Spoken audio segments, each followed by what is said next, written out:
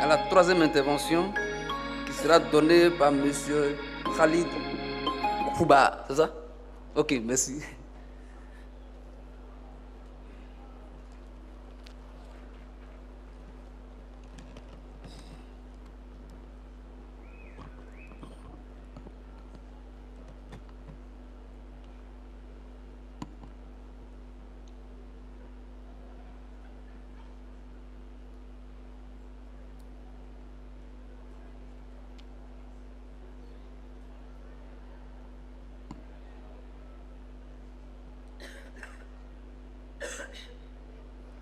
Donc, permettez-moi tout d'abord de présenter mes vifs remerciements au département ministériel chargé de l'organisation du Salon national de l'économie sociale et solidaire, considéré comme étant un cadre d'échange, de partage et de débat entre les responsables institutionnels et les acteurs de l'économie sociale et solidaire. Elle est considérée également comme étant une occasion pour nos partenaires africains afin de voir ce qui se fait réellement sur le terrain en matière d'économie sociale et solidaire. Je me présente, Khalid Kouba, cadre à l'Agence de développement social, chargé des programmes d'encouragement et de la promotion de l'entrepreneuriat au niveau de la région Souss-Massa. L'intitulé de mon exposé, c'est l'entrepreneuriat féminin solidaire, vecteur de développement local et de création d'emplois, cas de la région Souss-Massa. C'est une expérience de terrain que je vais essayer de partager avec vous. Donc, la question de l'entrepreneuriat féminin occupe actuellement, est considérée comme étant un déterminant majeur des performances économiques et sociales, vu l'importance de son rôle structurel et du dynamisme qu'il impulse, a permis au pouvoir public de saisir de l'importance de l'entrepreneuriat féminin comme étant un instrument efficace pour lutter contre la pauvreté et la précarité, pour augmenter la productivité et la compétitivité, et également pour atteindre les objectifs sociétaux. L'Agence de développement social fait de l'insertion sociale par l'économique un axe stratégique dans sa mission de contribuer à la lutte contre la pauvreté et la précarité. Depuis le démarrage de l'Agence en 2001, l'Agence a appuyé financièrement et techniquement des projets communautaires et collectifs qui sont portés par des coopératives et des associations de développement local. Je cite un exemple, c'est l'exemple des projets d'infrastructure sociale de base ou bien des projets de valorisation des produits terroirs à titre d'exemple. À partir de 2007, l'agence a pensé à la mise en place d'un programme qui s'appelle Maroc Moubadarat. C'est un programme qui est dédié à l'appui aux initiatives individuelles, vu le rôle que jouent aujourd'hui les petites entreprises et les très petites entreprises dans l'économie nationale et en même temps dans la création de la richesse. Ce programme consiste en la création d'une association qui est régie par l'ODAHIR de 1958 des libertés publiques, et cette association doit certainement réunir l'ensemble des acteurs publics et privés qui travaillent dans le cadre de la promotion et de l'encouragement de l'entrepreneuriat. Au niveau de la région Souss-Massa, toutes les parties prenantes ont une priorité commune, c'est le développement d'une société soi-disant plus entrepreneuriale, vu plusieurs raisons. Premièrement, la fibre entrepreneuriale très développée chez les Soussis, chez la population de la région Souss-Massa. Deuxième élément, c'est la conjoncture économique favorable à la création et la reprise des entreprises. Et troisièmement également, c'est les stratégies sectorielles, c'est-à-dire aujourd'hui au Maroc, nous avons plusieurs stratégies qui sont élaborées, que ce soit au niveau des secteurs de l'artisanat, du tourisme, du développement des énergies renouvelables ou bien de l'industrie. Et ces stratégies constituent une base essentielle pour nos jeunes entrepreneurs, que ce soit femmes et hommes, pour se lancer dans leurs projets de création d'entreprise tout en convergeant avec les programmes de l'État. Deux enjeux majeurs sur lesquels nous avons travaillé au niveau de l'Agence de développement social et les plateformes qui ont été lancées, soit au niveau de la région Souss-Massa ou bien au niveau de d'autres régions du Maroc. Premièrement, c'est la promotion de l'entrepreneuriat, c'est-à-dire développer l'esprit entrepreneurial au niveau de la région Souss-Massa, libérer et valoriser le potentiel des jeunes porteurs de projets, atténuer les inégalités spatiales, en particulier des milieux ruraux et urbains, et en dernier lieu, c'est créer et maintenir l'emploi chez les jeunes. Deuxième enjeu, c'est l'intégration de l'informel, c'est offrir une alternative légale aux personnes exerçant une activité informelle, de se transformer en une activité formelle. Deuxièmement, c'est renforcer le maillage dans le système, ou bien l'écosystème productif. Et enfin, préserver les métiers ayant une forte valeur ajoutée, notamment les métiers de l'artisanat et du tourisme. Concernant le programme d'appui à l'entrepreneuriat féminin, donc, suite à une analyse stratégique qui a été menée par l'Agence de développement social et l'association Initiative Susmassa que je vais présenter tout à l'heure, cette analyse nous a permis de relever que le bilan global de réalisation de la plateforme, que les projets qui sont portés par les hommes dépassent largement les projets portés par les femmes. C'est pour cela que nous avons pensé à la mise en place d'un programme dédié uniquement à l'entrepreneuriat féminin par un appui financier sans intérêt, sans garantie, c'est-à-dire des prêts d'honneur entre 10 000 dirhams à 150 000 dirhams et par un accompagnement personnalisé et de proximité. Donc, je vais essayer de présenter ce programme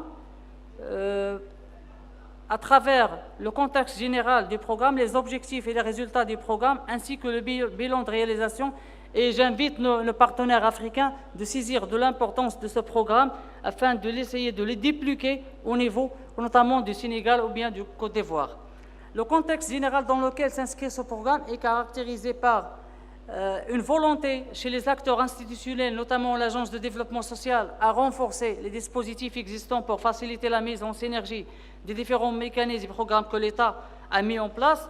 Également, le programme, c'est une occasion pour la création des micro-entreprises qui sont portées par des femmes dans la région Souss-Massa et d'autres par l'implication des différents partenaires, que ce soit des partenaires du secteur public ou bien privé. Chacun a ses tâches, ses interventions par rapport au programme. Le choix du programme, comme j'avais souligné, est justifié également par la fibre entrepreneuriale très développée chez les Soussis et Tamazirt. Le présent programme constitue également une suite des efforts étatiques déployés pour promouvoir l'esprit entrepreneurial et je signale également que ce programme corollaire avec la stratégie de l'Agence de développement social en matière de promotion des activités génératrices d'emplois et d'insertion sociale par l'économie. En ce qui concerne la problématique, donc, certainement les entreprises féminines et les TPE féminines rencontrent des difficultés et des problématiques qui varient selon la taille, le secteur d'activité, que ce soit l'artisanat, le tourisme, la restauration, l'éducation, ou bien le lieu d'implantation de leurs projets. Et ces problématiques, comme a souligné Madame, varient selon, peuvent être résumées comme suit. Premièrement, faiblesse de l'encadrement suite à l'absence des programmes dédiés à l'entrepreneuriat féminin et à l'accompagnement des femmes entrepreneuses. Également, faiblesse de pratique du management, c'est-à-dire que les capacités et les compétences des femmes aujourd'hui en matière de gestion, de bonne gestion des entreprises doit être renforcée. L'absence d'innovation, c'est-à-dire nous avons aujourd'hui besoin des projets qui sont innovants et des idées qui sont innovantes.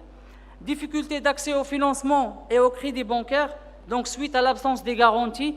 Donc, une femme entrepreneuse qui va dans une banque pour avoir un crédit, elle a besoin d'un titre foncier ou bien d'une hypothèque pour avoir ce financement. La réticence des banques à octroyer des prêts aux TPE féminines, limite des programmes mis en place pour la promotion de l'entrepreneuriat féminin, notamment le programme Muqawalati, et l'inexistence d'organismes qui accompagnent les TPE en prêt et post-création. Pour répondre à ces problématiques, le programme s'est fixé comme mission principale, c'est la promotion et l'encouragement des initiatives de création des TPE par les femmes entrepreneuses au niveau de la région Souss-Massa à travers une forte mobilisation des acteurs publics et privés. L'objectif global, c'est que les femmes pauvres et vulnérables sont capables de gérer et de développer leurs très petites entreprises et assurer leur autonomie via l'auto-emploi. En ce qui concerne les objectifs spécifiques, je vais essayer de me contenter sur 3 objectifs. Premièrement, c'est apporter un appui financier sous forme d'un prêt d'honneur sans garantie et sans intérêt aux femmes porteuses de projets. Deuxième élément, c'est renforcer les capacités des femmes porteuses de projets en matière de création et gestion d'entreprise. Nous avons un plan de formation composé de 10 modules de formation qui sont en lien avec l'entrepreneuriat, c'est-à-dire la gestion et le management des entreprises, la comptabilité, le commerce international, les aspects juridiques liés à la création d'entreprises, etc. Et enfin, promouvoir l'accès au financement au profit des femmes et des personnes en situation de handicap. Nous avons 2 projets qui sont portés par des femmes et qui sont des personnes en situation de handicap et qui ont réussi à mettre en œuvre leurs projets au niveau de la région Souss-Massa. En ce qui concerne les axes d'intervention, nous avons 2 axes d'intervention en relation avec ce programme.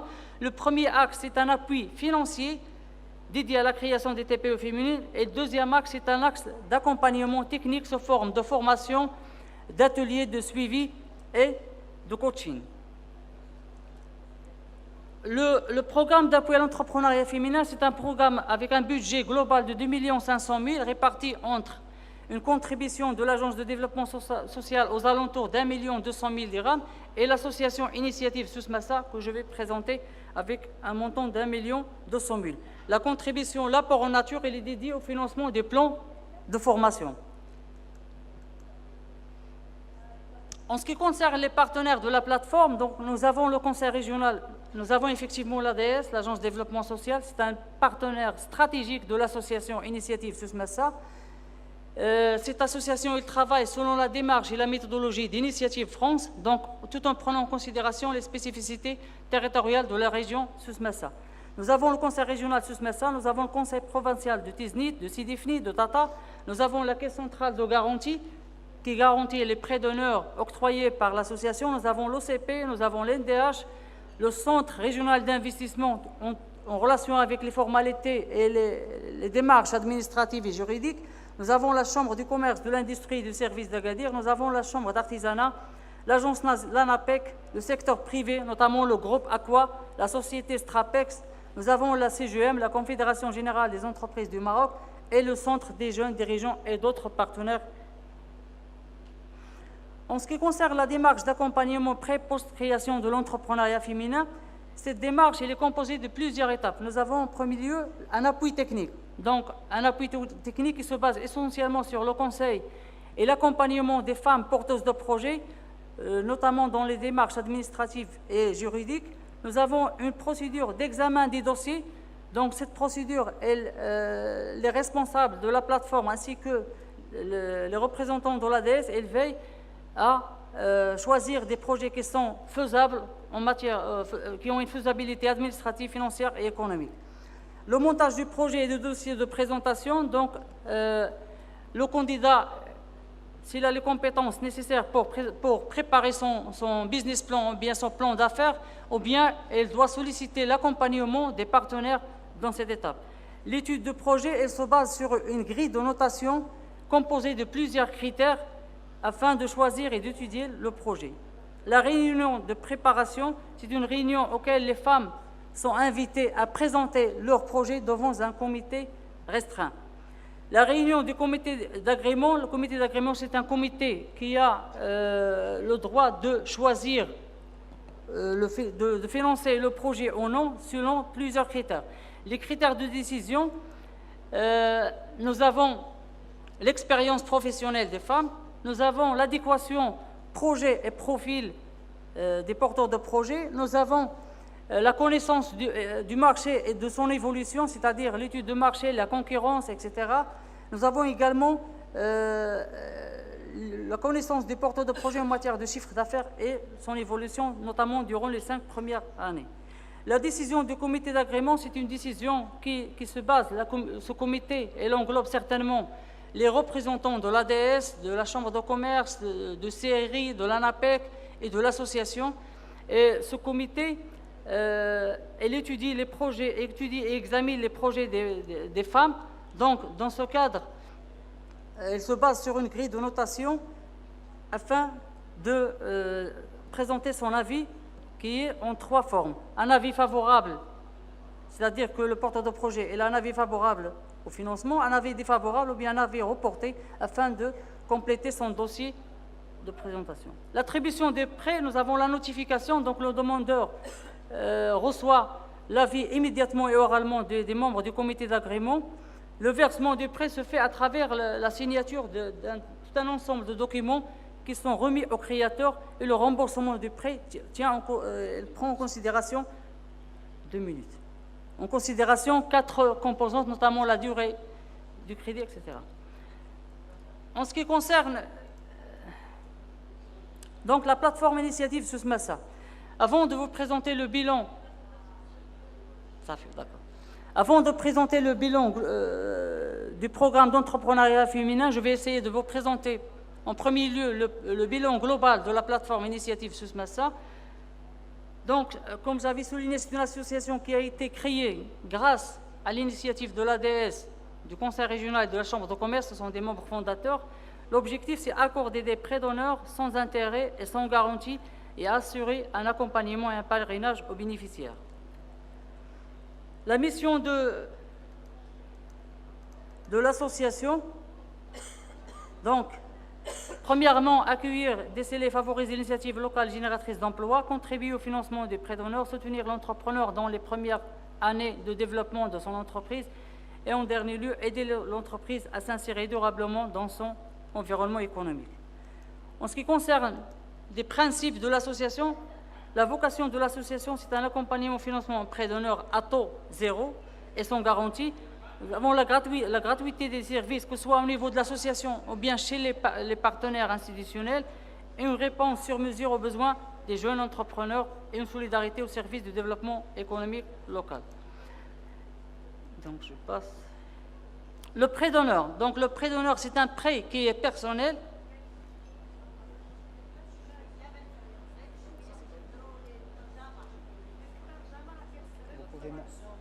Vous pouvez m'accorder 5 minutes de plus.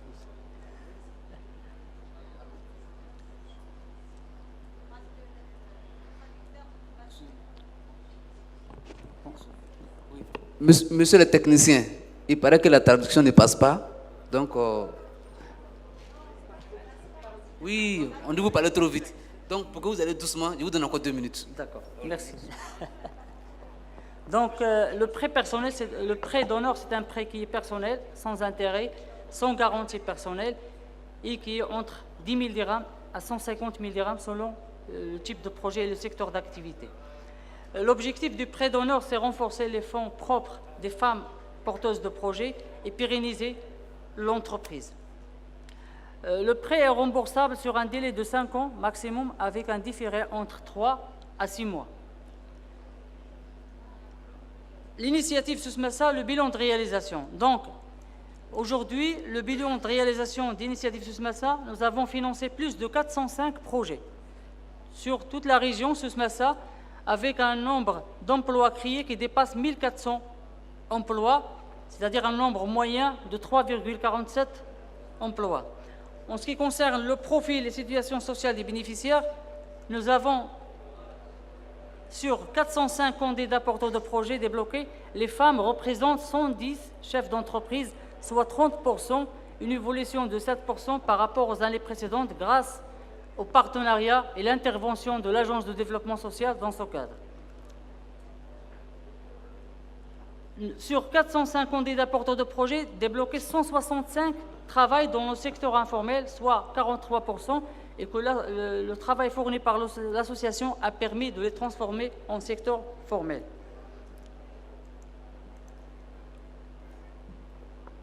« 115 candidats ont un âge inférieur à 30 ans. La répartition des bénéficiaires selon le niveau d'études, nous avons les métiers en main, 175, soit 43%, les certificats diplôme formation de l'OFPPT, 96, soit 27%, niveau bac et plus, 84, soit 17%, licence et master, 50, soit 13%. Donc la répartition des bénéficiaires selon le secteur d'activité, nous avons l'artisanat qui représente 45%, nous avons les services 22%, nous avons la restauration 8%, l'éducation 5%, l'agriculture 4%, la santé également 4% et les produits terroirs, le tourisme 3%, etc.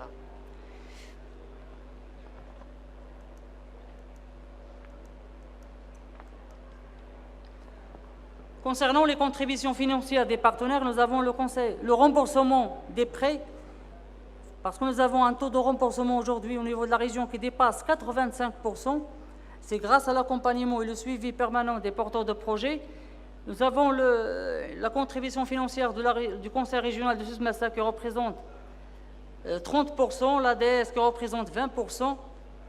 L'ADS, les partenaires depuis 2007 jusqu'à aujourd'hui.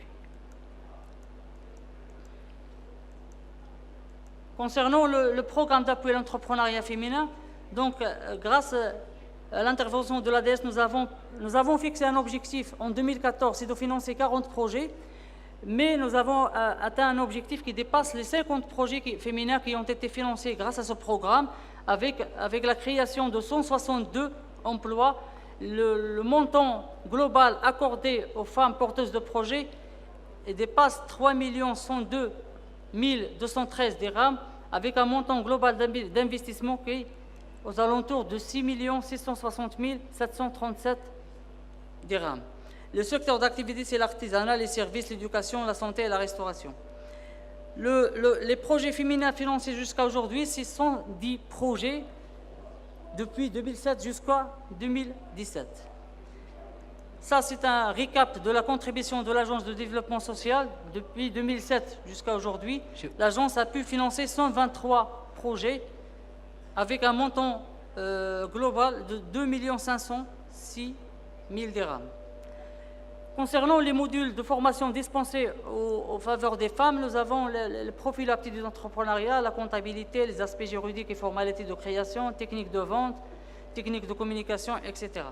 Donc là, c'est un exemple de projets qui ont été financés. C'est le cabinet d'optique, c'est un cabinet de kinésithérapeute, un salon de coiffure, une crèche. Là, c'est les réunions des comités d'agrément pour débattre et étudier les projets des femmes. Une minute. Concernant les points forts de la plateforme, premièrement, c'est la mobilisation des partenaires secteurs privé et public, c'est-à-dire que l'association aujourd'hui, c'est un bon exemple en matière de partenariat public-privé, la simplification des procédures et des démarches administratives, l'engagement financier et technique des partenaires, qui est un engagement responsable, un accompagnement pré- et post-création des porteurs de projets avec des formations adaptées aux besoins des entrepreneurs et entrepreneuses, des services liés à l'accompagnement, le taux de remboursement qui dépasse 85%, la gratuité des services et enfin le financement par le mécanisme des prêts d'honneur. Et merci pour votre attention. Merci.